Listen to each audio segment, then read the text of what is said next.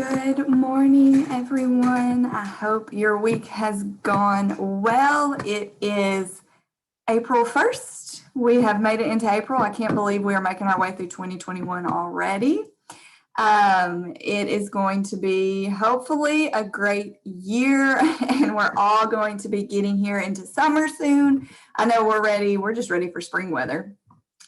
Today is April Fool's Day. And funny enough, my 3-year-old decided that she wanted to wear a Christmas dress today to preschool. And I said, great, go for it. It's fine. It's even April Fool's Day, so everybody will think it's kind of funny. But it was interesting. I'm like, that's a Christmas dress. I mean, it had the Santa hats and the candy canes and everything on it. So I was like, whatever you want to wear. So I hope your April Fool's Day is going well, headed into the weekend soon. I wanted to get on today and chat with you a little further about something I hear often. Pretty much daily, I hear, my baby won't sleep at night. My child is not sleeping during the night. My child is waking often during the night. Why won't they sleep during the night? I don't understand why they just won't sleep through the night. So first of all, that's a really broad, loaded question. Why won't my baby sleep through the night? Or why won't my child sleep through the night? And there's a lot of different factors we have to look at. The first thing I want to talk about is, what does it mean to sleep through the night?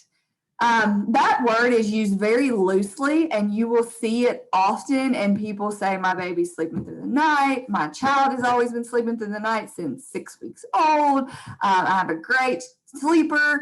But we need to break down exactly what sleeping through the night means. So when you say your child's sleeping through the night, that's actually categorized as a 5 to 6 hour stretch that your baby is going to get at one time, without needing a feeding, without needing someone to help them back to sleep, without something putting them back to sleep. They're able to sleep 5 to 6 hours straight through without needing something in that stretch.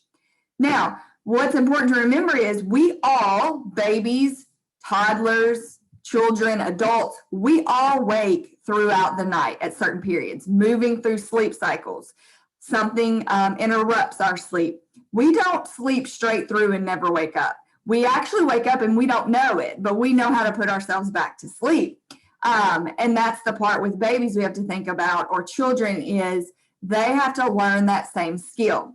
So sleeping through the night is characterized as a 5 to 6 hour stretch at one point without something needing you to put you back to sleep, not needing a feed in that time frame. That's different from talking about an 11 to 12 hour sleeper.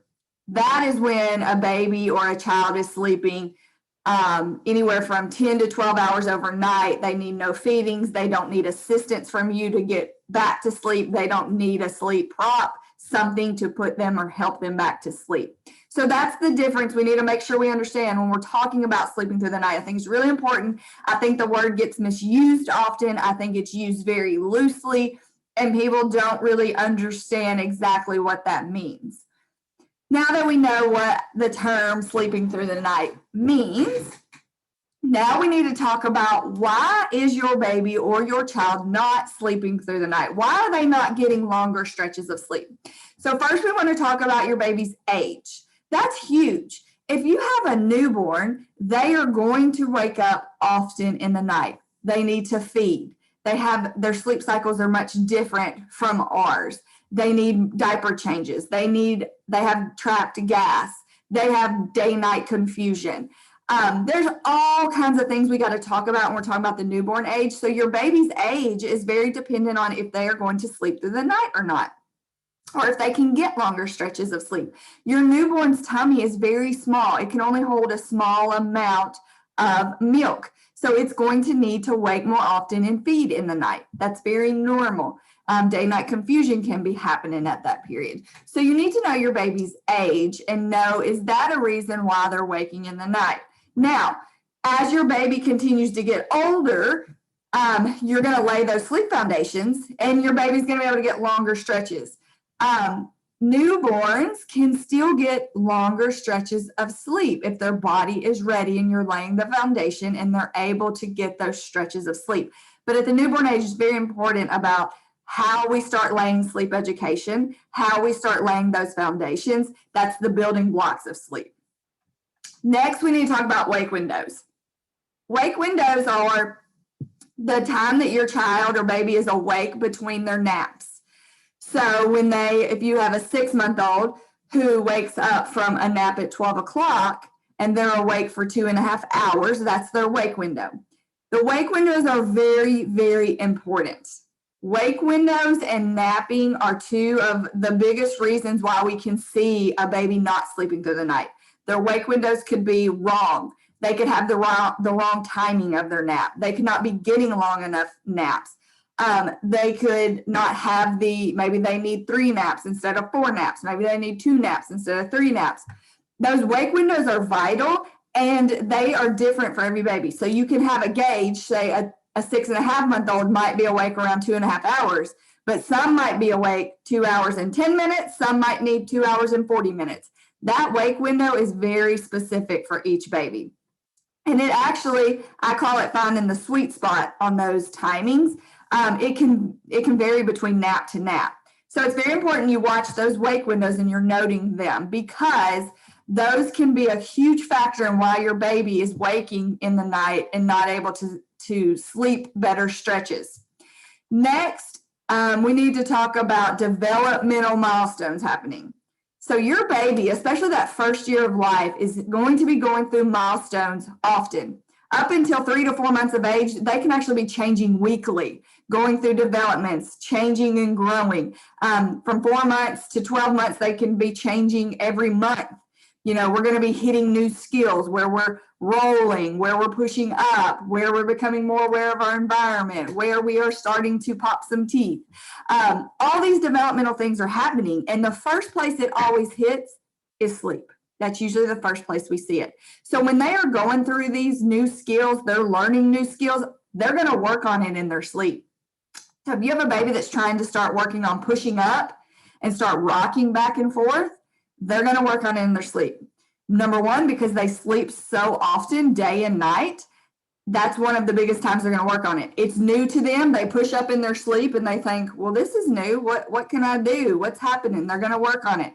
So it's going to impact your sleep temporarily. Now, the problem is a lot of us say, oh, they're hitting a regression. They're hitting a developmental milestone. They are struggling with sleep, but they always struggle with sleep.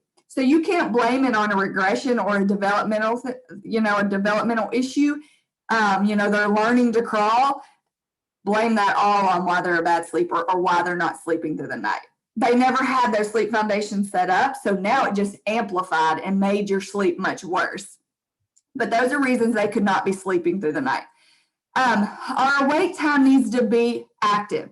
If your baby is awake for 2 hours during the day, you need to make sure that you are playing, you're having tummy time. Time is huge. That you are going for walks, you're going outside, you're playing with them, you're counting their toes, you're playing peekaboo.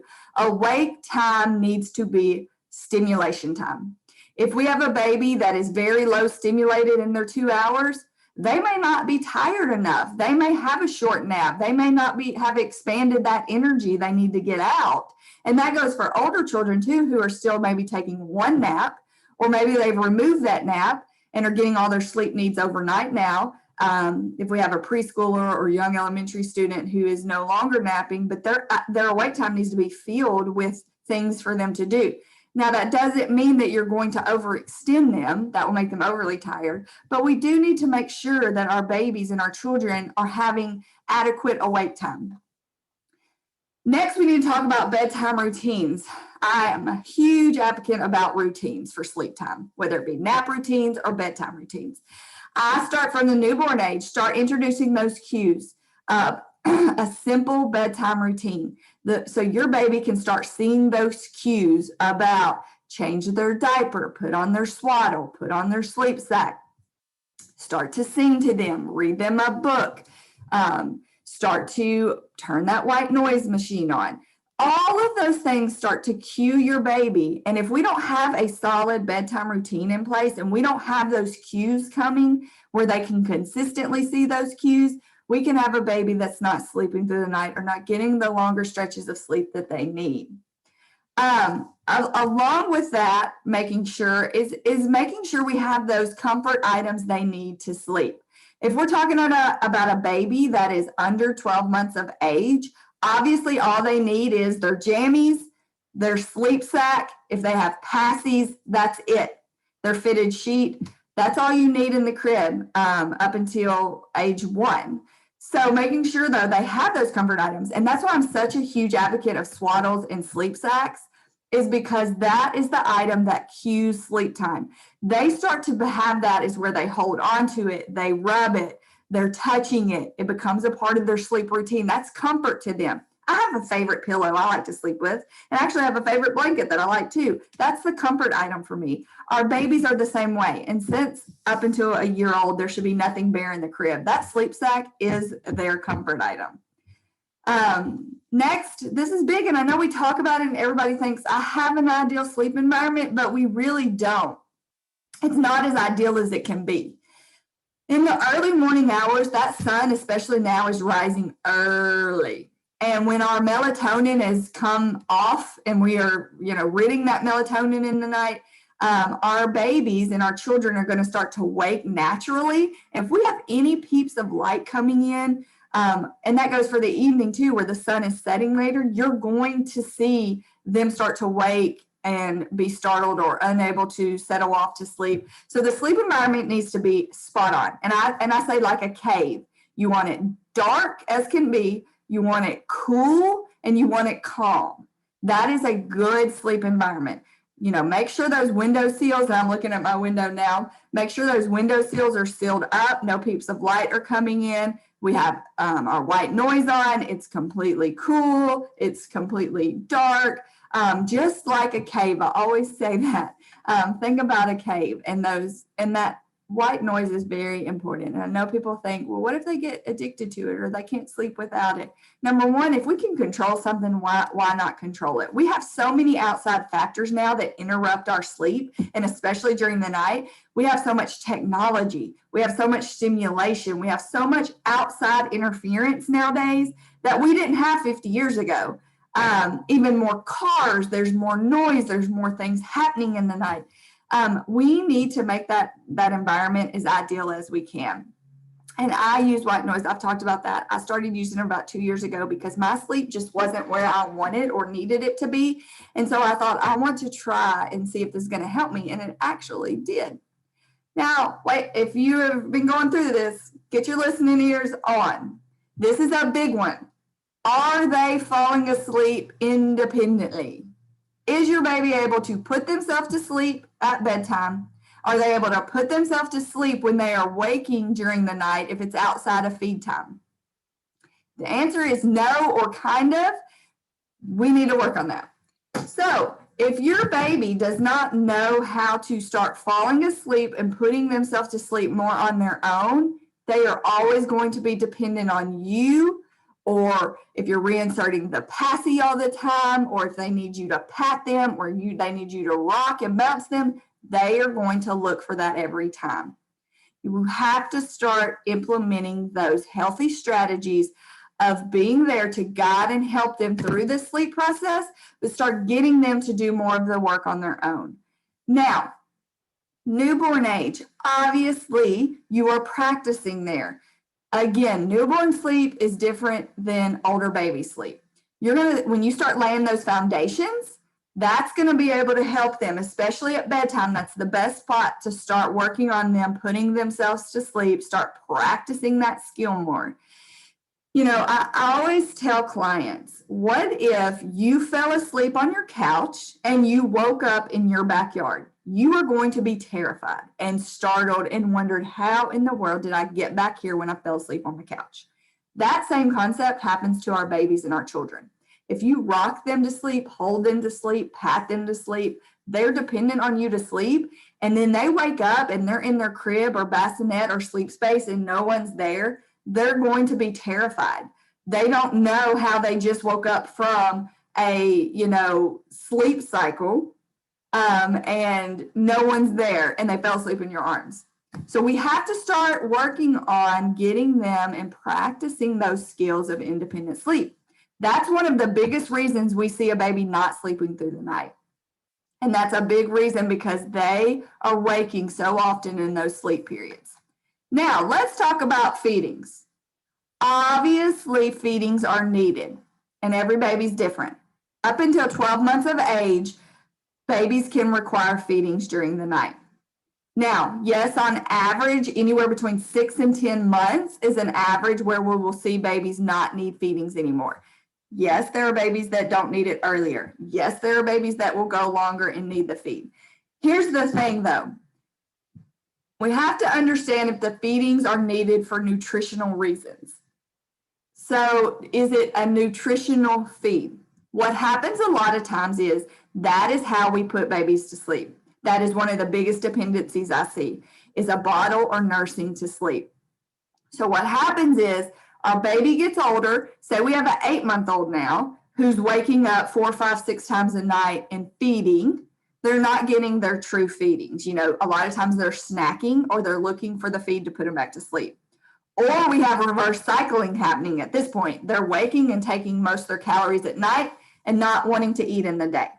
Then we have another issue because now our 8-month-old is interrupting their restorative sleep overnight, and they're eating all their calories and they're not wanting to eat in the day. And so we have to work out reverse cycling if that's an issue too. So feedings, yes, babies can need them, but we want them to be nutritional feedings. Another thing I see often is at the newborn stage. I talked about earlier, their tummies are very tiny. They can only hold a small amount. They're going to wake more often to eat in the night. But what I see happen is a lot of times parents think if a baby automatically, especially newborns, are waking, they must need a feed right away. Just because a baby is waking in the night or a newborn especially is waking in the night, it doesn't always mean they need a feed. They could have trapped gas. They could be moving through sleep cycles. They could have a wet or dirty diaper. They could have day-night confusion happening. Our first go-to always is like, they must need a feed. And then that's how kind of those feeding dependencies happen. So we really need to make sure that we're watching those feedings and that your baby is getting adequate feedings in the day as they should. Also making sure during the night, if they're waking for a nutritional feed, that is completely fine. I actually have posted this on my social media sites not too long ago. I actually have what is the average ages of feedings, like what's the normal range.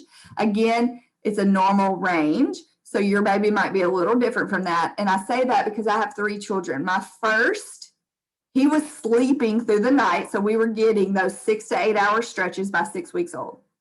At 12 weeks old, he was sleeping 11 to 12 hours on his own. Nothing that I did. I never had to use crowd out with him. I never had to sleep train him. I literally laid the foundations with him early, and his body naturally did that. And he was always a healthy baby. He slept well day and night. He did great. My middle child was a very different baby. She was very low on the weight side. Come to find out, if you follow my journey, she had a lot of health issues. So she was 12 months old, still taking a feed in the night, and that's what kept her above the 0%. So she still needed that feed. So I have 2 extremes just from 2 of my children.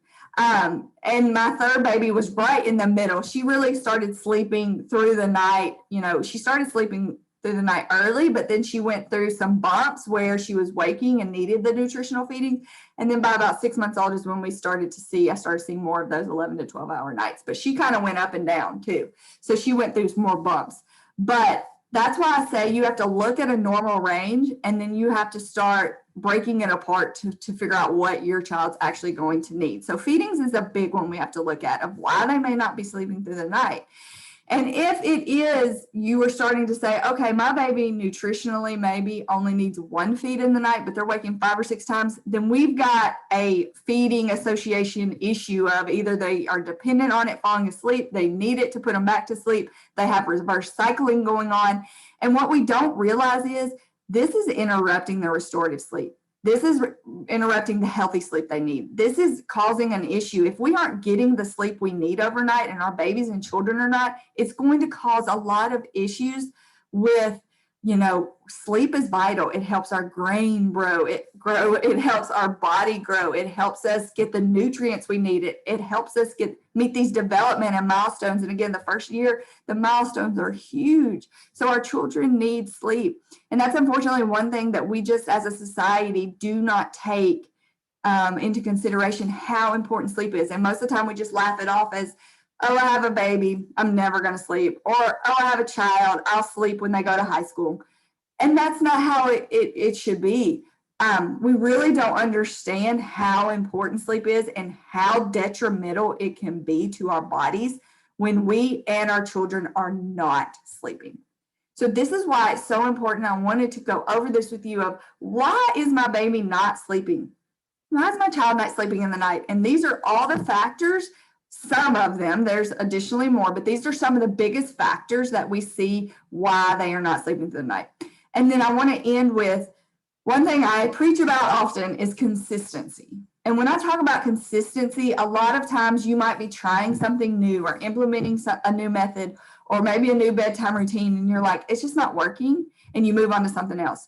You need to be consistent with it and give it at least a couple of weeks before you start saying, okay, that didn't work. Let me start here. Let me change this up. Be consistent. Write down what's happening. We can't remember what they did yesterday. I can't even remember what I had for breakfast. So I can't sure remember what their schedule all was like yesterday. So you need to write down every day, like when they're waking, when they're eating, when they're playing, what are their wake times. So then you can go back to that data and start to see if there are any patterns and things you need to be tweaking. When I work one-to-one with clients, that's exactly what I do. I analyze and look at their data daily. I'm always going and figuring out the pieces of the puzzle and where we need to tweak and where we need to change. And hey, this worked, but let's change this. And that's one reason families come to me. They're like, I'm so overwhelmed. I don't know what to do anymore. I've read it all. I've implemented it all. I've bought the programs. I've done what I'm supposed to, and it's just not working. And at the end of the day, that's very normal. Sleep is a science. And just like I gave you, all three of my children are different. Every child I work with is going to be different. They're going to need different wake windows. They're going to need different routines. They're going to need different methods. We're going to have to find what works perfect for them. And that's why I do the one-to-one with families, because it's so valuable that, you just can't put a price on. And I had a closing call with a family this week, and they said, you can't put a price on what you gave us. Like, I could have never read as much as she had read, as much as she had done, as much as she had implemented in the year. She said, I never could have gotten out of all of those things I did what you gave me in our 30 days together. She's like, it was it was just valuable beyond measure, because you gave me what I needed and you gave me those foundations and you told me about my child and what's going to work. And now I feel like we can grow and continue on with this great sleep because you knew what my child needed. When I implement a program, or I read a book, or I ask all these Facebook groups what I need to do, they don't know my baby. They don't know the background of my baby. So all these things are so important when we are working to try and figure out, why is your baby not sleeping through the night? How can we get longer stretches of sleep? So I hope this was helpful for you to start looking at why they may not. And maybe you heard some and you're like, I know that reason and that reason. Those are the two things that I know my baby, those are interfering with why we're not getting longer stretches of sleep when we should.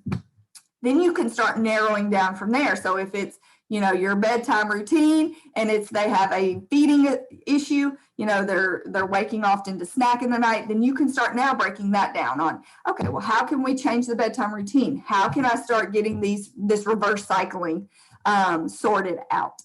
And then you can go from there. So it's very, very good to start large. Like I just gave you all of this.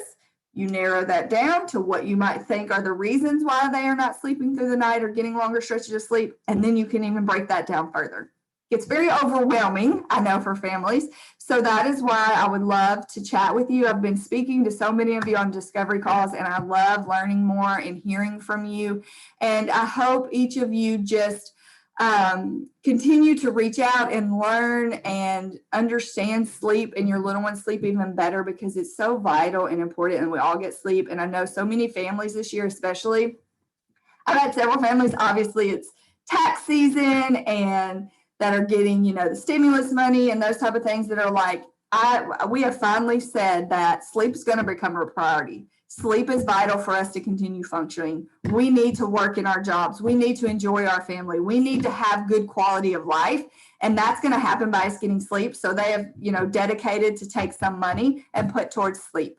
And then they said it's been the best investment that they have ever done. And I love hearing that from families. So I am excited and happy to continue helping and supporting you and hopping on these calls with you and then working with your family one-on-one.